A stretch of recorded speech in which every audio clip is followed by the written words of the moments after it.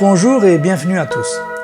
Comme vous avez pu le voir et le comprendre tout au long des précédentes vidéos qui présentent les bases scientifiques, je dirais, de la sonoquantique, c'est donc l'être humain qui est au centre de nos préoccupations. Nous avons vu qu'une personne qui porte tel nom et prénom a des relations différentes avec les autres personnes en fonction de leur nom et de leur prénom. Il en est de même pour une personne par rapport à une plante, un minéral, un animal ou une molécule. Pour la sonoquantique, le nommé caractérise les relations en fonction du nommé des uns et des autres. Par exemple, deux plantes de même espèce et de même variété qui possèdent des propriétés biologiques identiques, donc, réagiront différemment avec une personne ou avec une autre personne. C'est la raison pour laquelle la qualité vibratoire de la relation a tant d'importance comme il en est du dosage d'un médicament pour des personnes de poids différents. On a donc longtemps cru que les êtres humains possédaient les mêmes caractéristiques relationnelles avec l'environnement, alors qu'en réalité, elles sont uniques pour chaque être humain.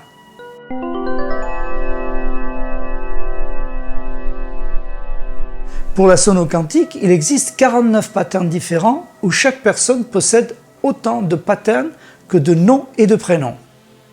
Chaque pattern est composé de deux notes, l'une définissant la force d'attraction, l'autre la force de répulsion. Ils sont classés par famille de notes Do, Ré, Mi, Fa, Sol, La et Si. Chaque famille possède un sous-ensemble de 7 notes également, ce qui donne des patterns qui vont de Do-Do, Do-Ré, Do-Mi, etc. jusqu'à Si-Do, Si-Ré, Si-Mi et enfin Si-Si, ce qui nous fait 49 patterns en tout, 7 x 7. Le calcul algorithmique de la sonoquantique attribue un pattern de notes à chaque nom et à chaque prénom.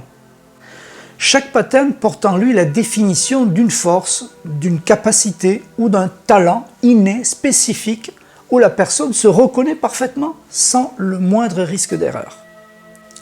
Par exemple, un pattern de talent Do-Do comporte une réactivité émotionnelle aux stimuli extérieurs de type Si-Do, une manière de réagir en situation instinctive de survie de type Si-Si, et enfin une façon de penser, juger ou analyser mentalement de type Do-Si. Les consultants sont bien sûr formés pour donner la traduction exacte du langage sonoquantique de manière accessible et compréhensible.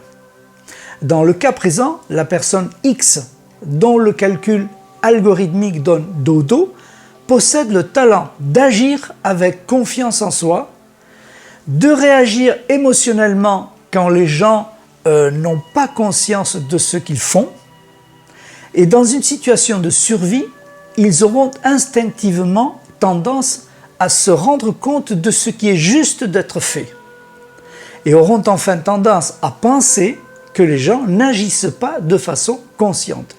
Tout cela est bien différent.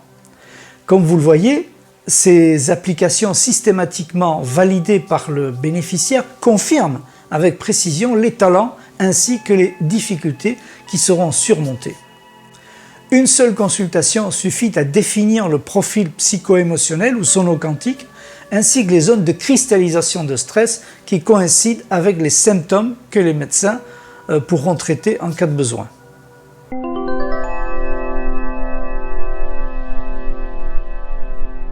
Le profil sonoquantique permet donc de réaliser la séquence sonoquantique qui désactive les stimuli émotionnels et renforce le fonctionnement du système immunitaire. Cette séquence sera renouvelée chaque mois en raison des biorhythmes évolutifs de chaque personne jusqu'à ce que la situation redevienne stable et satisfaisante. Et comme ne le disait pas du tout saint Thomas, je dirais qu'il ne faut pas le voir pour le croire. Il suffit de le faire. Merci pour votre écoute et à très bientôt.